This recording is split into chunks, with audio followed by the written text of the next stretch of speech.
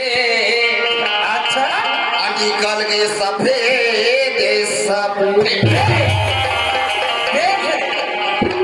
हो गए। अरे दिल से दिल में तोला दिखाने हो गए। दिल से दिल मिले घुटों को मिल गए छेद। अब यही से तेरा मैं दिखाऊंगा। नहीं रे का हो गया भैया। ओए अरे ये बात ना मैं नहीं समझ पाया हूँ। तय का समझ में रे मोर घोड़ी। भैया जोड़ी से हाँ वो इसने जोड़ी पकड़े राम ओ भाचा जान डरी ये जाने थे हाँ। सुने थे गाय ए भाटे ने पूछ के थे तय जाना था ना भाचा 10 रुपया दे हो जाना था ना का चीज ये जोड़ी कैसे भैया कैसे अरे मैं नहीं जाने थे भाचा नाने मन क्या जाने पकड़ा सही बात लगी था सुनो राम क्या बात ले सुना दे मैं कहे हाँ दिल से दिल मिल गए और घुटा को मिल गई छेद और दोनों के रगड़ घास खाने से निकल गए सफेद सफेद। भैया कैसे अरे क्या चीजें का था भैया ओए तुहार घर पिसल ही हवा हवा वो नीचे वाले ही सब गड़े रहे नहीं हाँ वो तो नीचे वाले गड़े हैं और ऊपर वाले छेद रहे नहीं रहा रखे दोनों एक मिले थे दोनों दिल से दिल मतलब बराबर मिल गए भैया। वैसे घुमावे कहा चाउर डाल दे चाहिए गहूल डाल दे निकलते नहीं सफेद सफेद। सही बात है पकड़ा राम अब ये कविता कोठिया तेरे वो कही दी पकड़ा राम ये लबरा टोला दाई जो दमन ये कबरा टोला दाई जो दमन कही दी सुने थे कैसे भैया हाँ। अरे आज मानुष तल पाए हैं भैया हाँ जी लेकिन मानुष तल पाए बाद आज कब का हमला करब घुमानी है का बतावा सोनू राम कैसे अरे झन पूछ पकड़ा राम ओए ए पूरा बैठे दाई देता मैं बैठे हैं है नहीं हाँ जी ए पूरा ये माया के बजरिया पकड़ा राम ऐसे सुना था ले सुना ना ऐसे दिखे था भैया ऐसे को अब मनुष्य तन काया ऐसे पकड़ा राम ओए अब भोला हो जाने माया माँ अरे जिंदगी मत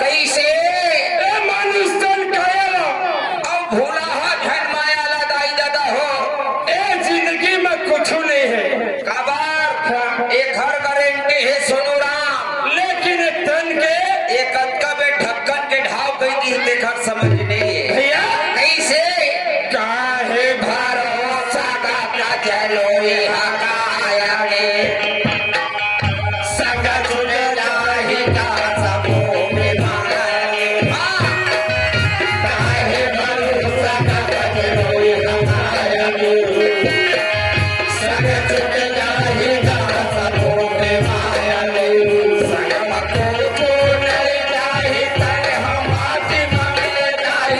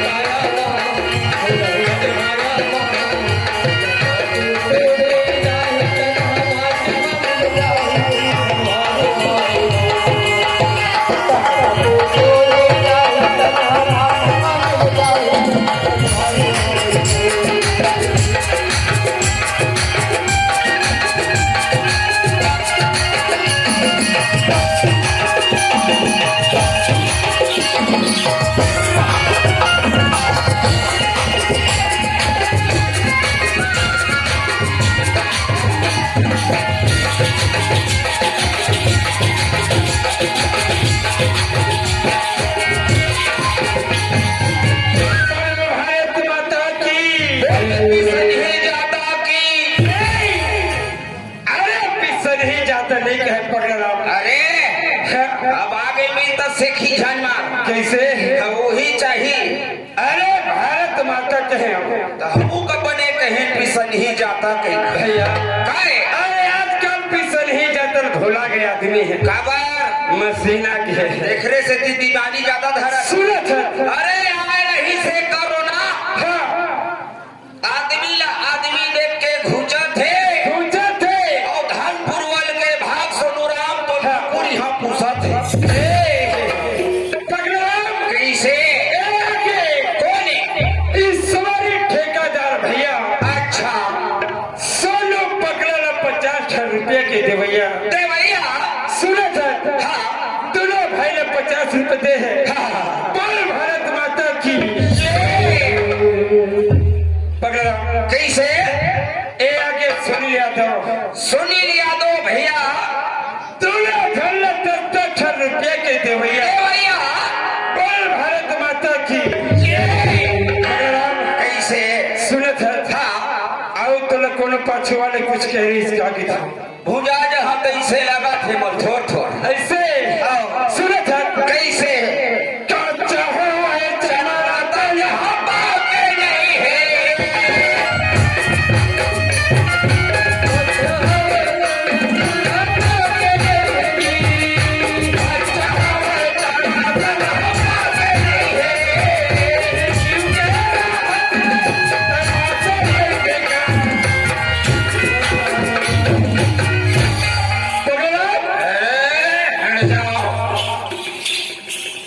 तोड़ा पिया। हाँ भाई उतर गया। का सब देखे उतार के भैया भौजी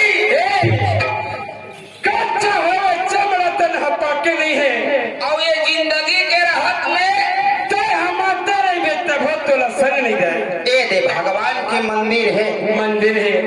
ये दाई दादा मान मोर पूरा हाँ अतकर भी बैठे हैं है ना? एक गांव भर में मौका लगे होगा 10-20 झट भरावा था। अच्छा धर्मात्मा हाँ।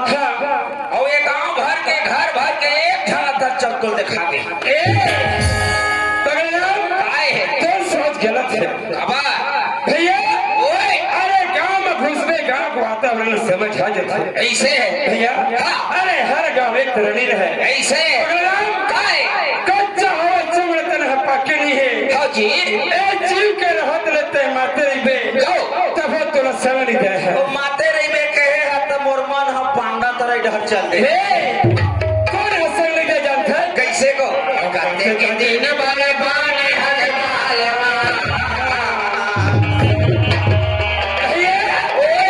अरे आज के इंसान ने देखो तो कभी कमी नहीं होकर सही बात है भैया।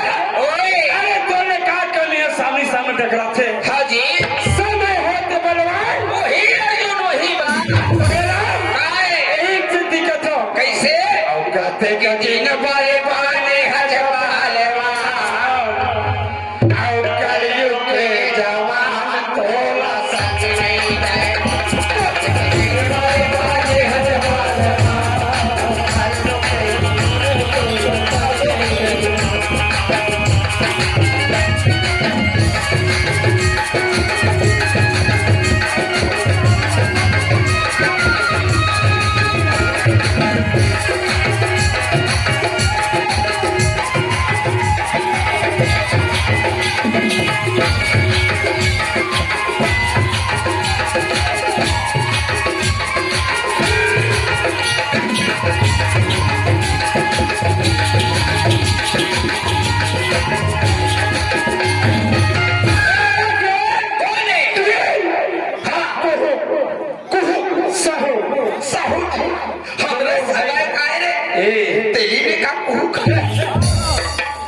नहीं है पागल अरे तय कहा रोते ने मैं साहू नहीं तुम काया अरे मैं साहू तेली ना मैं रोता ही ना अरे दोनों भाई ने 50 रुपए दे है। मैं यहाँ तेल भर क्या पहले जमाना खानी है ऐसे सुने थे 50 रुपए दे बोल भारत माता की कैसे ये भैया फरमाइश है। ओ भैया कहे इसे सामने में हो आवे के भैया पता नहीं है। आहाय आहाय सुने थे सामने में है तेल निपटा अरे भाई के कब के पैसा धरे छे हाँ, लेकिन नजर नहीं आवत है। ले कोई बात नहीं है भैया। सुनत है हाँ, नरेश भैया नेत्राम भैया हाँ, दोनों भाई ला 10 रुपये की देवैया जवैया बोल भारत माता की प्रोग्राम कैसे तय पर तो हम भाई नाराज मत हो क्षमा चाहता हूँ। लट्ठा मारे बंदी भगवान थोड़ा लट्ठा जथे मैं इसने बार कही था क्या कहते अरे जी चाहे ना रहे ऐसे और जबान चाहे ना देख रहे अब वो खरदीन में है अरमान तोला मोला बलाए के ऐसे और लंकन खड़े हैं क्या बरतन ले चल बोलते सब कर दे अरे जी चाहे ना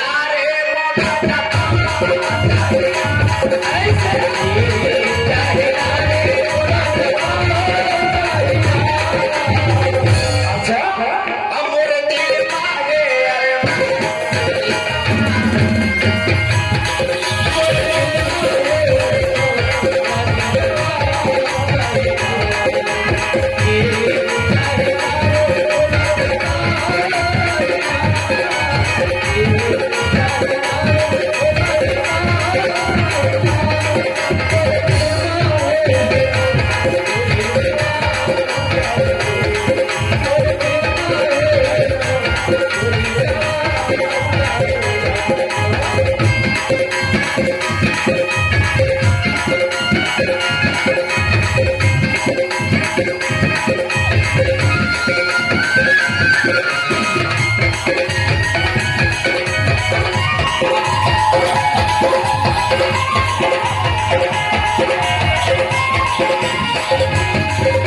भारत माता की एक गंडोई कलग रहने वाले सुखनंदन उसने नहर पकड़ा उप सरपंच हाँ अब तो सरपंच के ही से ऐसे एक दोनों के तरफ से हाँ 100 रुपये से प्रेम है।